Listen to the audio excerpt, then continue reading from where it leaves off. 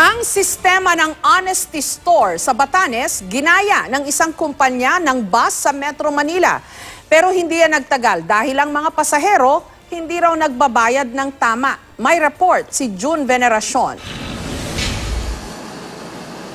Sa loob ng 9 na araw, bumiyahe ang 12 unit ng Green Frog Hybrid Bus nang walang naniningil sa mga pasahero.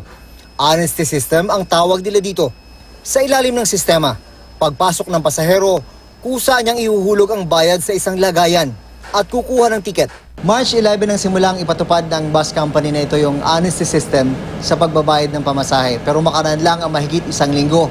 Itinigil na yung sistema dahil napatunayan nila na marami pa rin ang hindi nagbabayad ng tamang pamasahe, marami pa rin ang hindi naging tapat.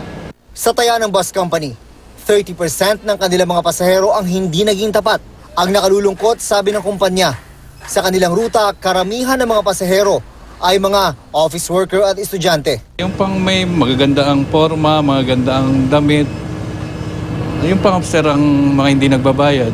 Kwento ng mga driver ng bus, mas marami ang mga nakaluluso tuwing rush hour kung kailan buhos ang mga pasahero. Ang ilan naman, nagbabayad nga, pero kulang na kulang naman. Minsan may naghuhulog ng, kunyari, 15. Pero yung pala, 10 lang. Yung pala, yung isang 5 tapos puro tig pipiso na. Kaya simula kahapon, balik na naman ang mga konduktor sa paniningil ng pamasahe. May nagbabantay na nga, may pa rin nakakalusot eh. Sinubukan dinuon ang Honesty System sa Manila Police District sa pamamagitan ng Honesty Store. Pero ilang beses itong ninakawan. Nahulikan pa nga ang pangyayari. May mga lugar din naman na buhay ang katapatan. Gaya na lang sa Batanes kung saan nagtagal ng ilang taon hanggang ngayon ang isang pamosong Honesty Store. Pero ika nga ng karatula sa mga jeep, God knows who does not pay.